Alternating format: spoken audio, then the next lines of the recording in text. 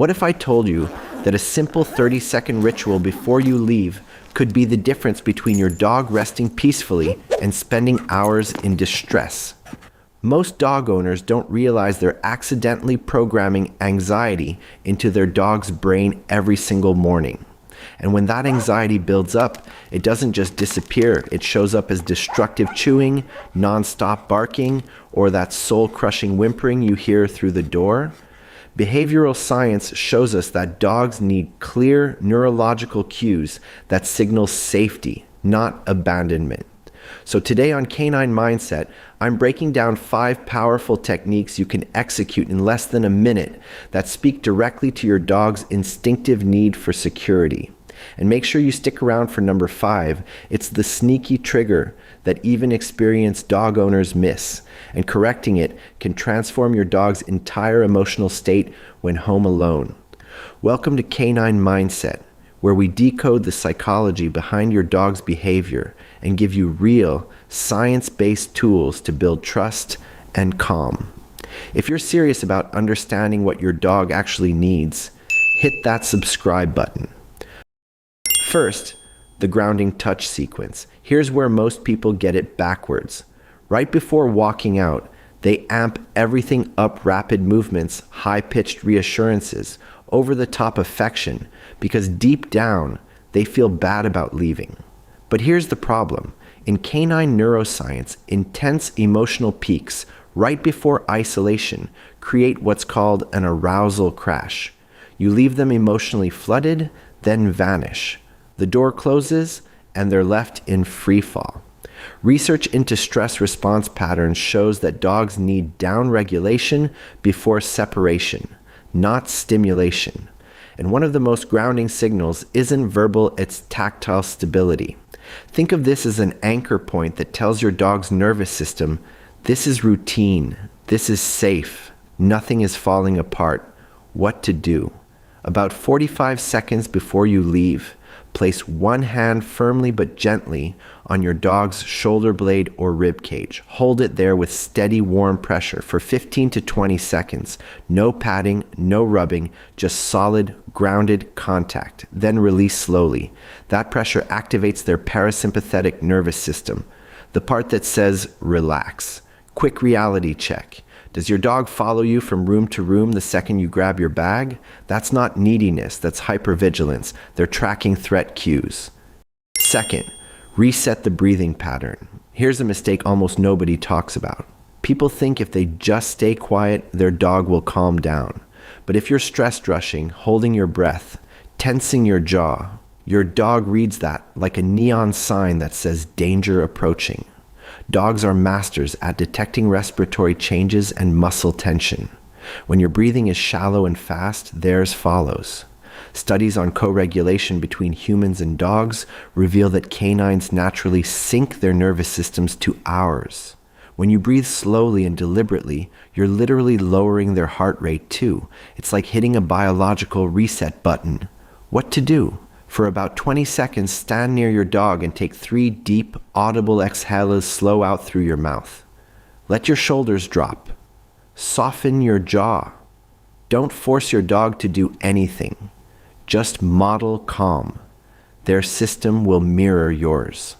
So far, you've done 2 critical things. You've given your dog a physical anchor, and you've regulated the nervous energy in the room. That's already more effective than 1,000 "it's okay, baby" speeches. Third, the invisible departure. This is where most owners completely unravel their own progress. They crouch down, give a 5-minute goodbye ceremony, make promises in a trembling voice, and glance back through the window like they're leaving forever.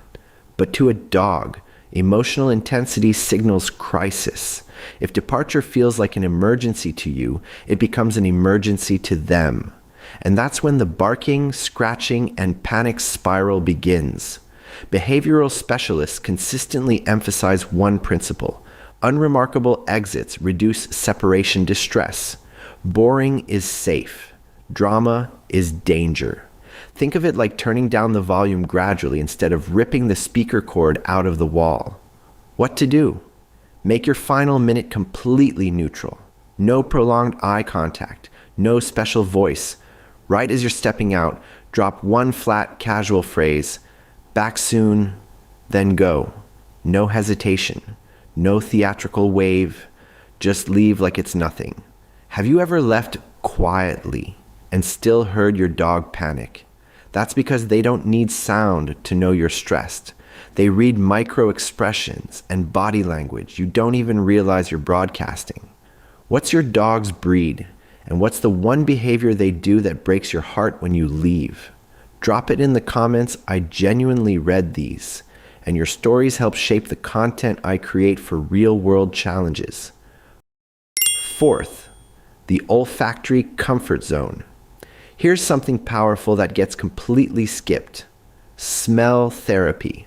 A lot of people tidy up before they leave, vacuum, spray air freshener, wash the dog bed, and unknowingly erase the one thing that makes their dog feel tethered to safety: your scent.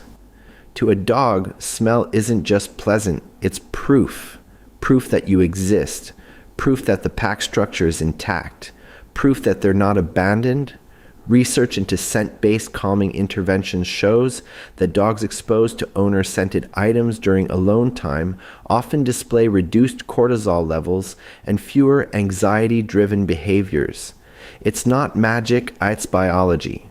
Like a toddler gripping a favorite stuffed animal. The object doesn't solve the problem, but it makes the nervous system feel less alone. What to do? Take a soft item you've worn recently, a sweatshirt, pillowcase, or even a sock, and place it where your dog typically settles. Don't wash it first. Keep it real. One item, one location, zero fanfare.